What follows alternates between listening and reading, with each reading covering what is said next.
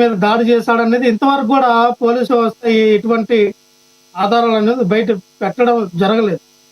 అంటే యాక్చువల్‌గా జనసేన పార్టీ ఆఫీస్‌కి జనసేన పార్టీ నాయకులు వెళ్ళినా, కార్యకర్తలు వెళ్ళినా గేట్ కూడా ఓపెన్ చేయరు. ఎవరెవరు వచ్చారని లోపల ఎవరైతే ప్రముఖులు ఉంటారో వాళ్ళకి బయట ఉన్నటువంటి సెక్యూరిటీ గార్డ్స్ వీడియో కాల్ చేసి, ఇగో పలానా నాయకుడు వచ్చాడు, పలానా కార్యకర్త వచ్చాడు, పలానా ఇది వచ్చారని చెప్పి వీడియో కాల్ చేసి చూపిస్తారు. వాళ్ళకు ఆమోదయోగంగా ఉన్నట్టు వ్యక్తులను అయితేనే వీళ్ళు మనకి నిరంతరం భజన చేస్తారు, చిడతలు వహిస్తారు, మనకి కూర్చుంటారు, నిలబడంటే నిలబడతారు అన్ని వ్యక్తులు ఎవరైనా అక్కడ కనబడితే వాళ్ళని పంపిస్తారు లోపలికి. లేని పక్షంలో మిగతా వాళ్ళు అక్కడ గేట్లు పట్టుకుని వేలాడటమే. ఉదయం నుంచి సాయంత్రం వరకు వేలాడినా సరే కనీసం గేట్ కూడా తీయరు. అంత టైట్ సెక్యూరిటీ ఏర్పరచుకున్నారు పవన్ కళ్యాణ్. మరి అలాంటి సందర్భంలో ఏ వ్యక్తి వెళ్ళి అక్కడ దాడి చేశారంటే అక్కడ ఉన్నటువంటి సెక్యూరిటీ లోపమా, లేదు ఈ వ్యక్తి జనసేన పార్టీ అభిమానిగా ఉండి పవన్ కళ్యాణ్ గారి అపాయింట్మెంట్ నాకు ఇవ్వట్లేదని ఒక ఉక్రోషంతోనో కోపంతోనో, పవన్ కళ్యాణ్ ని చూడాలని ఒక అంకిత భావంతోనో, లేదా ఆయన్ని మానసికంగా అక్కడ ఉన్నటువంటి సెక్యూరిటీ కానీ లేకపోతే అక్కడ ఉన్నటువంటి నాయకులు ఏ రంగాన మరి భయపెట్టే పరిస్థితి ఉందేమో, అందుకే ఆయన దాడి చేసి ఉంటాడు నాకు తెలిసినంత వరకు. ఎందుకంటే పవన్ కళ్యాణ్ మీద దాడి చేయాలనే ఉద్దేశము, పవన్ కళ్యాణ్కి ప్రాణహానికి ఇబ్బంది పెట్టాలనే ఉద్దేశం అయితే నాకు తెలిసినంత వరకు ఎవరికి ఉండదు, చేయరు కూడా. ఎందుకంటే పవన్ కళ్యాణ్ ని దాడి చేస్తే ఏమొచ్చుద్ది, ఏమి రాదు. గతంలో ఈ పవన్ కళ్యాణ్ గారు వాళ్ళ వర్గం అందరూ కూడా మాదాపూర్లో దాడి జరిగింది, ఇంటి దగ్గరకు వచ్చి రెక్కి నిర్వహించారు.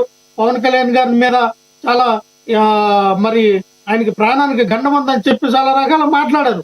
ఆయనకి టైట్ సెక్యూరిటీ కల్పించాలి, Y+ Z+ కేటగిరీ ఇవ్వాలి, ఖచ్చితంగా ఆయనకి చంద్రబాబు నాయుడు గారికి ఎలాగైతే ఉన్నారో ఆయనకు కూడా ఎటువంటి సెక్యూరిటీ NSG తీసుకురావాలన్న ఆలోచన విధానంతో పాపం పవన్ కళ్యాణ్ గారు ఫస్ట్ నుంచి కూడా ఏదో ఒక దాడి జరుగుతుందని ఒక అపోహ ప్రజల్లోకి తీసుకెళ్ళడం. ఎంత తీసుకెళ్ళినా సరే పాపం నరేంద్ర మోడీ గారు, అమిత్ షా గారు ఈయన మీద కరుణ చూపించట్ల.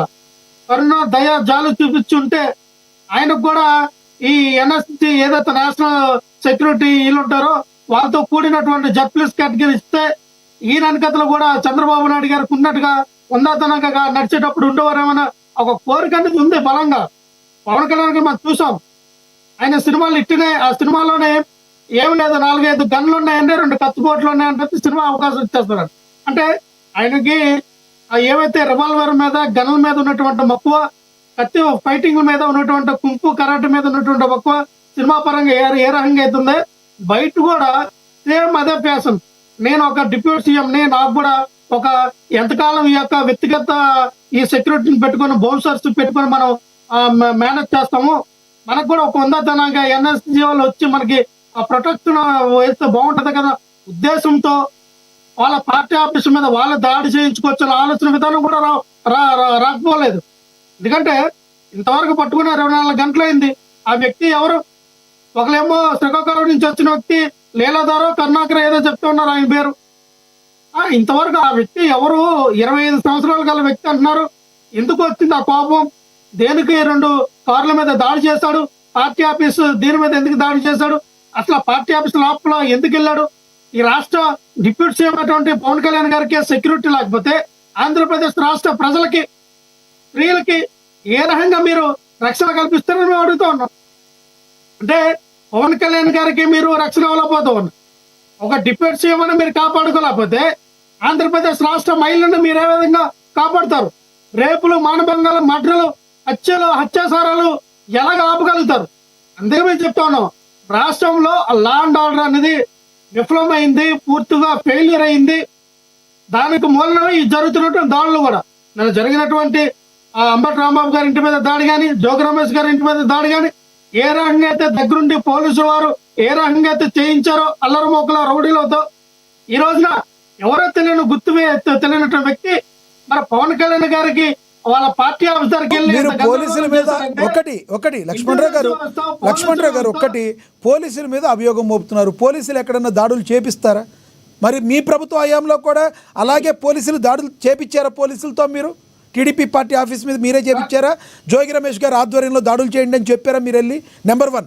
ఇంకొకటి ఏదో నేను తెలివిగా ఏదో మాట్లాడుతున్నాను, మీరు వీడియో ఎత్తుకోవడంతోనే మాట్లాడారు. ఏది తెలివితో మాట్లాడలేదు, దాడిని దాడిగానే చూస్తాం, దీనిలో ఏమి లేదు.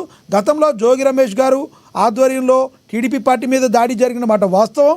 ఇప్పుడు టీడీపీ పార్టీ వాళ్ళు వచ్చి మీ నాయకులు ఏవైతే బూతులు తిట్టారన్న దాని మీద వాళ్ళు వచ్చి ఇళ్ల మీద నిప్పంటించడం కూడా దాడి చేసిన మాట వాస్తవం. ఇప్పుడు జనసేన పార్టీ దాడి మీద చేసిన వాస్తవం.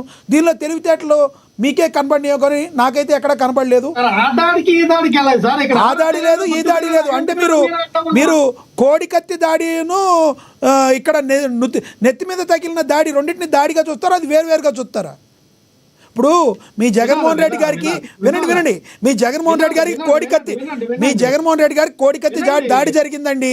తర్వాత మళ్ళీ ఎలక్షన్లో ఒకేసారి కంటి పైన దాడి జరిగింది.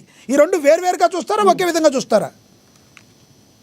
కోడికత్తికి దాడికి తలపైన జరిగిన దాడికి ఇప్పుడు ఈ సందర్భం ఎందుకు వచ్చింది? అదేనండి, మీరే కదా దాడులు వేరయ్యా, విశ్వదాభిరామ వినురవేమ అన్నట్టు దాడుల్లో రకాలు చెప్తున్నారు మీరు. మీరు కోడికత్తి మీద డిబేట్ పెట్టారా?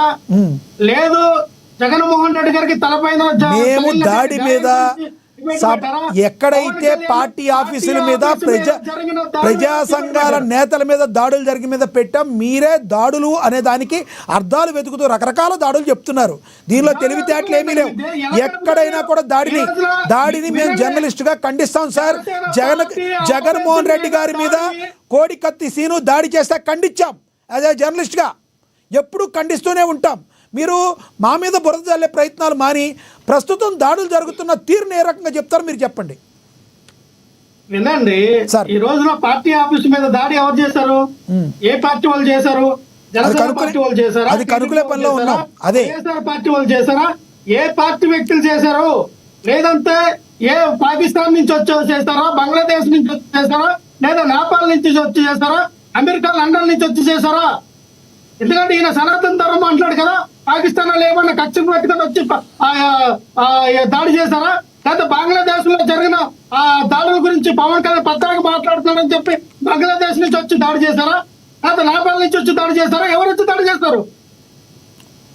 సనాతన ధర్మం అంటేనే కాదు సార్, సనాతన ధర్మం అంటేనే దాడి చేస్తారా? కాదు సార్ లక్ష్మణరావు గారు మీరు ఇది కాదు సార్. సనాతన ధర్మం అంటేనే వేరే మతాన్ని కించపరిస్తే సార్ ప్రాణాయన ఉంది. ఊరుగండి సార్, రోడ్డు మీద వెళ్ళిపోయిన కుక్కనైనా ఎవరైనా కొడతారేమో నాకు తెలిసినంత వరకు కానీ కర్రని పవన్ కళ్యాణ్ రోడ్డు మీద వెళ్తే కనీసం ఎవడేమో. సరే సార్, సనాతన ధర్మం అంటేనే దాడి చేస్తారు.